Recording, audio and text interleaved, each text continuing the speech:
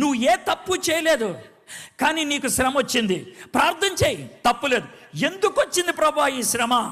పౌలు ఆ విధంగా ప్రార్థన చేశాడు. ప్రభా, నాకెందుకు పెట్టావు ఈ ముళ్ళు? నాకెందుకు వచ్చింది ఈ ముళ్ళు? ఈ ముళ్ళు కారణం ఏంటి? ఈ ముళ్ళు తీసేయి అని అడిగాడు. దేవుడు అన్నాడు, నేను ముళ్ళుని తీయను అని అన్నాడు. 3 సార్లు అడిగాడు, నేను తీయను అన్నాడు. ఎందుకు తీయవు ప్రభా?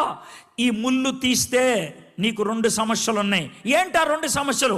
ఒకటి, ఈ ముళ్ళు తీసేస్తే నీకు ఏ జబ్బు లేకపోతే ప్రజలంతా కూడా నిన్ను దేవుడు అనుకుంటారు. అమ్మో అమ్మో, ఆ డేంజర్ ఉందా? ఉందే. ఈ ముళ్ళు తీసేస్తే నా అవసరత నీకు ఉండదు కాబట్టి నువ్వు నా దగ్గర రావడం మానేస్తావు. అమ్మో, ఈ సమస్య ఉందా? ఈ రెంటితో నువ్వు ఉప్పొంగిపోతావు. ఉప్పొంగిపోకుండా ఉండటానికి ఈ ముళ్ళు పెట్టాను.